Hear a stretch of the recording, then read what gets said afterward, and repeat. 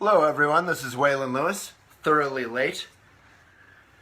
So today I wanted to do a little video on one of the best things in life, which is when we slow down and we actually allow ourselves to be present and we stop fidgeting and we stop sort of skipping like a stone on the surface of our lives. Then we allow ourselves to actually feel our heart. And this isn't some sort of trippy Buddhist notion. This is a very simple thing, which is being human and also not being human. So frequently we're not human in a sense. We're caught up in our thoughts. We're skipping along the surface of our lives. We're texting. We're not making eye contact. I notice frequently when I'm speedy, I will talk to someone and I'll be facing like this, talking to them. So I'm already, body language wise, I'm already starting to leave the conversation. Instead, we all know people who are almost too present and they kind of get in our space in a very relaxed way.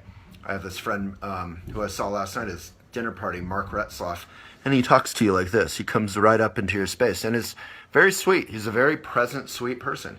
And there's a level of like fearlessness to that ability. I'm not a super close talker, but on some level, I admire how he just, when you talk to him, I probably talk to him for 5 minutes a year at random parties or events or running into him around town. But it's a full-on 5 minutes. And think about how many of our friends we see all the time, but we rarely are just there with them. So the practice of feeling our heart is a Buddhist practice on some level, but it's also just a human thing. So last night I was at this dinner party, the 60th birthday party of our friend Peggy Markell, and so I was inspired today just thinking about my friend Dave Rogers and various people who were at that party who slowed down enough in the course of that party and the human friendships that were all represented there. And everyone sort of slowed down and just was present. We ate super simple food from local farmers. Everything was really simple and everything was made by the people who were at the party. It wasn't this sort of expensive catered thing. And it was at someone's house and it was like a family affair on some level. It was a big family dinner. And I felt like most of the people there really slowed down. And it's not about moving slowly. That's not the sense. It's that we're so speedy and that we can just relax.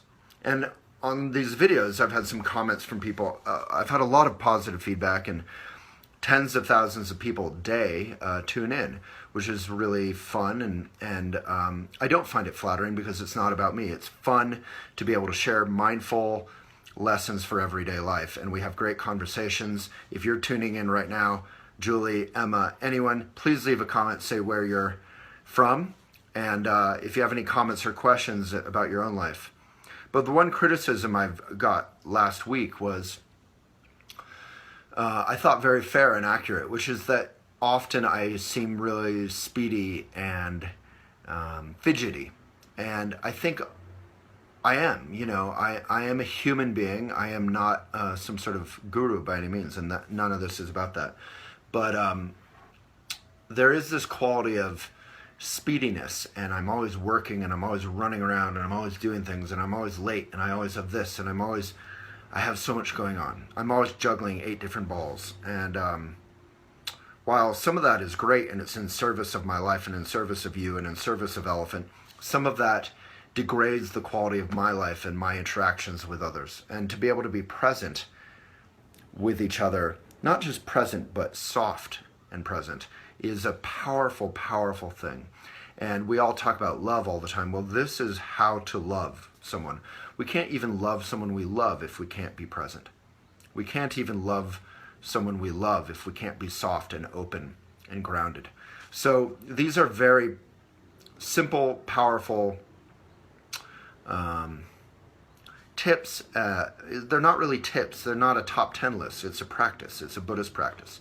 So it's called, there's 2 different practices, and if there is an editor who happens to be on, you could put it in the comments. If not, they're Tonglen, which is the practice of sending and taking and working through the difficult emotions. If any of you are in therapy, Tonglen can be incredibly, or feel like you should be in therapy, Tonglen is incredibly simple, non-conceptual, meaning not trippy, powerfully transformative practice for negative and fearful emotions. If you ever have that feeling of you're looking at suffering, like those horrible videos about animals being mistreated on YouTube, and you have to look away, Tonglen is the kind of practice that allows you to look at it and feel it without being overwhelmed by it. It's a way to process the stress. A lot of people are subscribed to this sort of positivity theory of life, which is if you're stressful, just replace that with a positive thought. If you're having a bad time, if someone's being horrible, get them away. They're toxic. You can't really do that in life. We have to be fearless. We have to be gently fearless and allow ourselves to be open, fearless, powerful, soft, all at the same time, just present. And then we can process stress. Then we can process difficult emotions without it overwhelming our own life. So I think that's a very powerful kind of attitudinal shift for many of us. That it's good to be positive, of course, and forward-looking and proactive, but positivity, I think, is a little bit troubling. The law of attraction, I find a little bit troubling.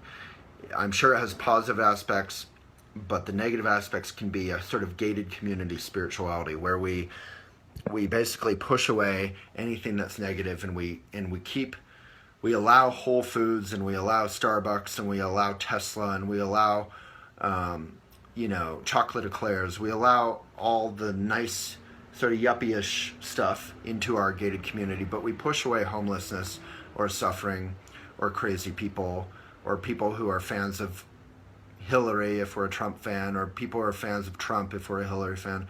We push away ex-boyfriends and ex-girlfriends, and it's the sort of like, let's build a wall, in our own lives. And that's, it doesn't work. It just doesn't work. So the other thing is Shamatha, and that's what we're going to do right now. Tonglen is founded upon Shamatha, and you really shouldn't practice it without Shamatha. Shamatha is resting the mind in the present moment. And we do this every Monday through Friday, 11 MST or thereabouts. And all the videos are on youtube.com/Elephant Journal if you miss them.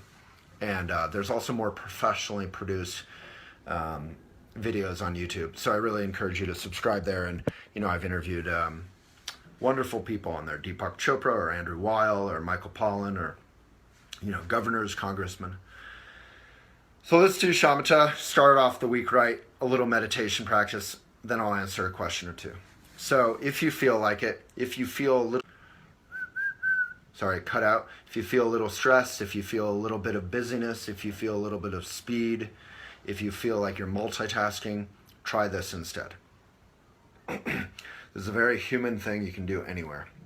You can set up a sort of little meditation area or shrine in your home, and I recommend that, and I can talk about how to do that if anyone has questions. But mainly, you can do this anywhere. You can do this on the subway, you can do this, at your desk, wherever. It's not good to do it while you're doing something else, like multitasking. You wouldn't want to do it while you're bicycling or driving. Anyway, take a good posture, root your sit bones. This is the practice of acknowledging and seeing what's going on, our thoughts, our fears, our concerns, our desires, our confusions, and then resolving them into the present moment. All right, so take a good posture. If you've done this many times, let's do it again. That's why it's called practice. Take a deep breath. Find your breath in and out. Not your deep breath, just a good normal breath in and out.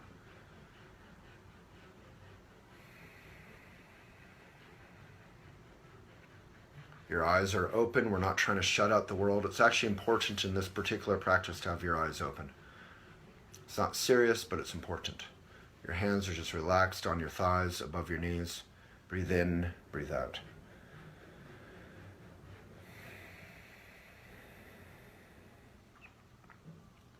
So we're doing this, dedicating the merit of anything we're doing to the benefit of everyone, including ourselves, but it's not just for us.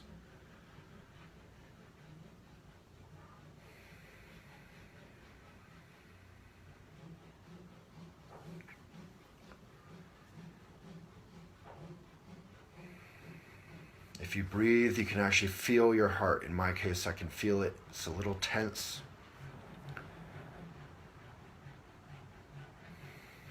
And that's okay. I can just breathe into that tenseness and relax.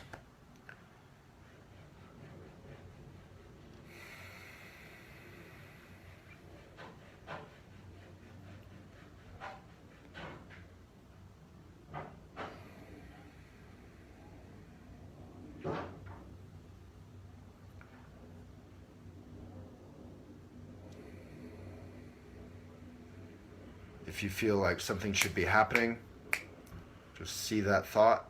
Or if you're thinking about lunch or an argument, just label that thinking. You see it, silently label it. Oh, I'm thinking. Return your attention to your breath in and out.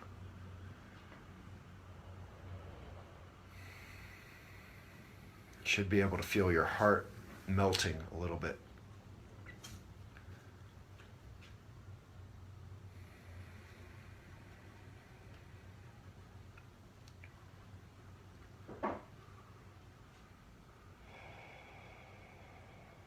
Okay, we could bow to one another in mutual respect and friendship, some sense of warmth and humor and feeling.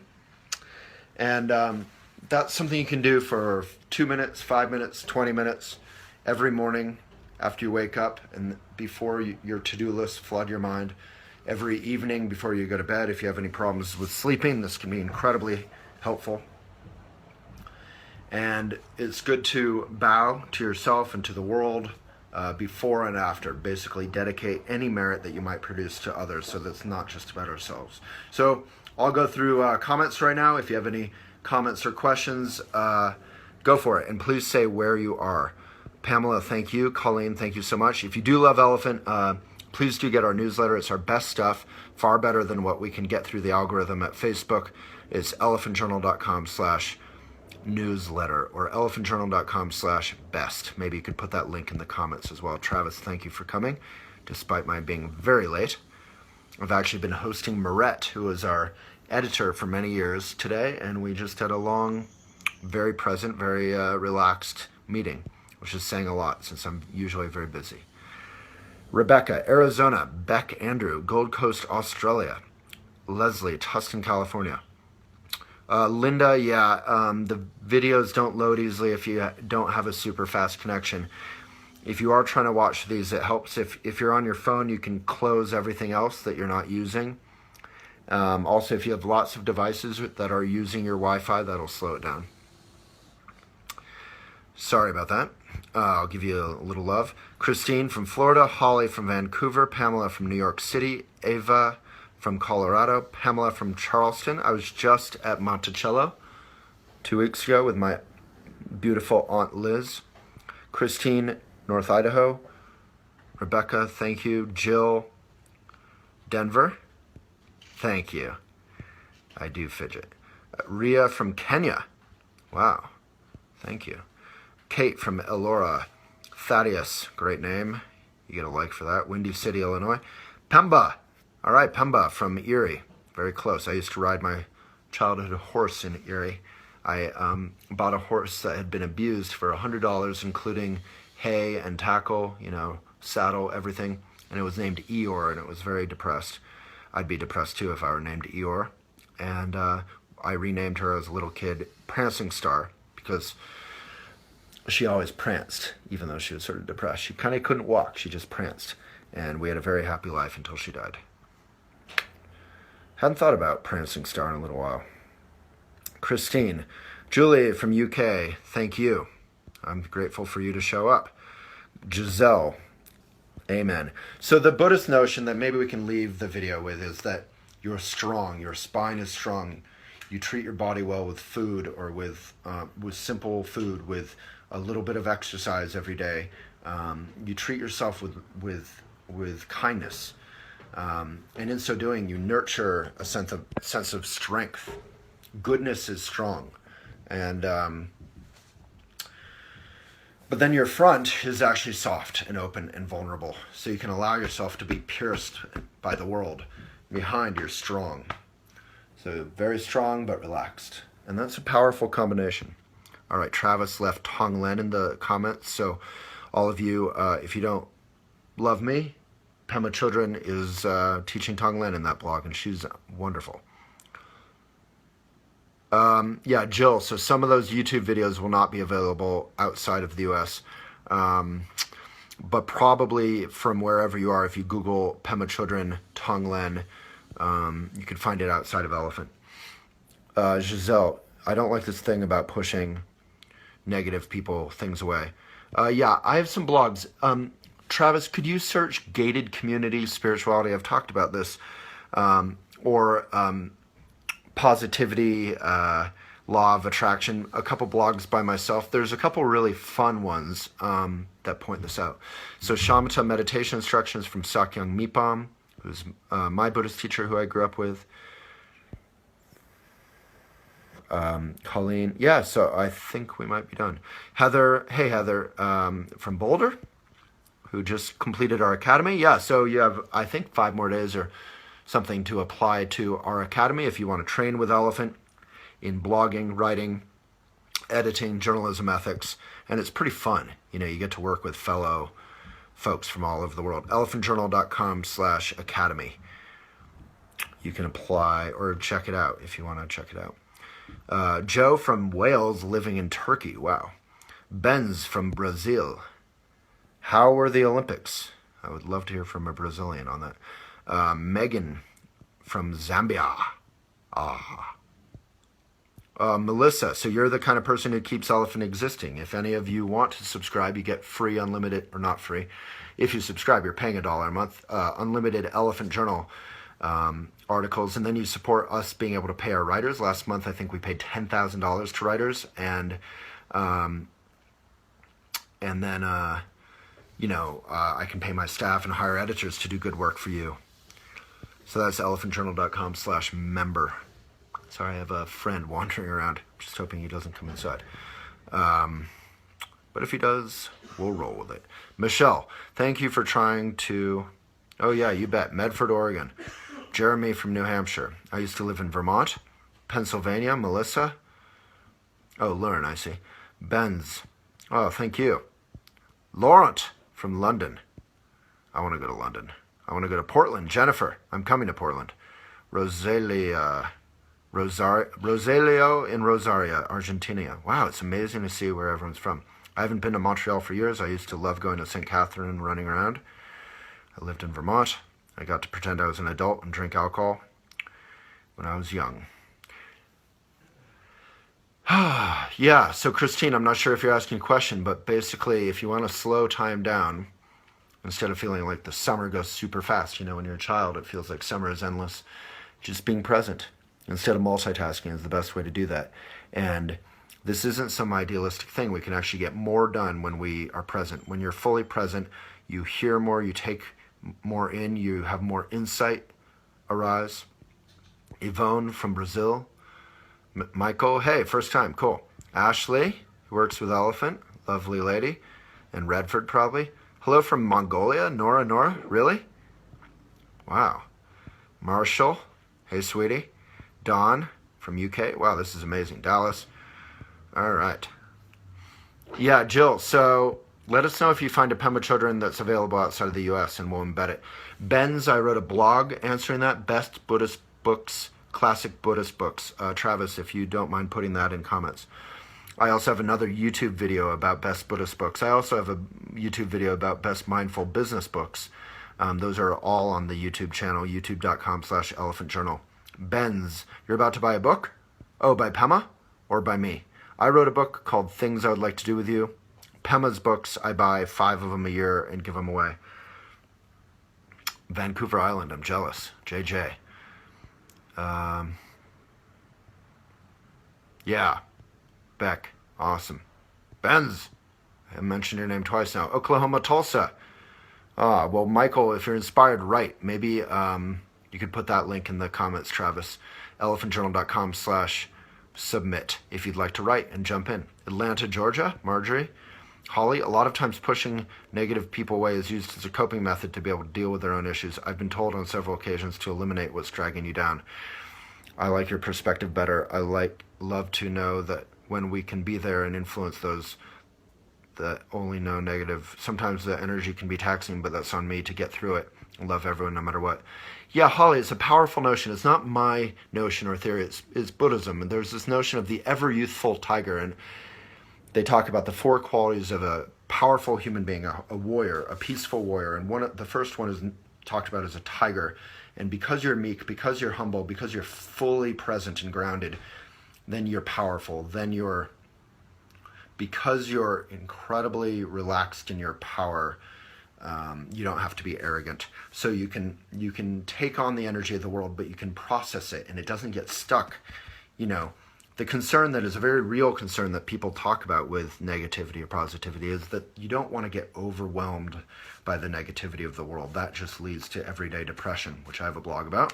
Travis, if you don't mind. It's the one with the Walt Whitman image. But, yeah, so it's a very real concern. But instead of pushing away, it's sort of stiff upper lip, the British kind of cliche example, it really doesn't, it's not super healthy to suppress or push away anything negative or toxic. Instead, we can kind of breathe through it, like in yoga when you're breathing through a difficult posture. And then you open up and relax. Wow. Chiet Chopter Makov Xin Chao from Vietnam. Wow, this is amazing. Amy from Texas. Jessica recommends buying a subscription. It was one of the best things I did right after my marriage ended. Oh, big love to you and thank you. Yeah, we have a lot of relationship articles. Hopefully they're helpful. Benz, yeah, you got a lot of medals. Yeah, you're the one from Brazil. All right. You supported your school basketball team. Good for you. Brianne, yeah. And if you want to feed us back, just write something. Write about your experience. You don't have to be a writer. I would love it. Benz. Yeah, Travis, I think I've written other things on like gated community spirituality or kindergarten spirituality. It's not meant in a condescending way. It's meant in a very personal way that we all tend to, if someone pisses us off, we want to get them away. And sometimes that can be okay. Obviously, if someone's abusive or what have you, there do need to be boundaries. But often we can work with the situation. Love you from London, Ontario. Love to you, Tammy. West Texas, close to New Mexico. That's Amy. Thank you.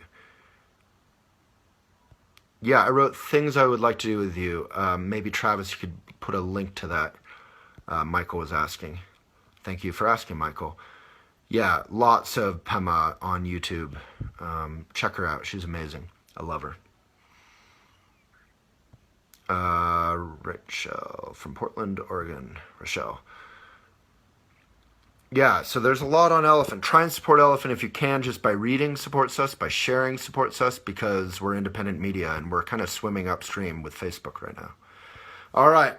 Thank you so much. Hope that was enjoyable. I'll see you tomorrow.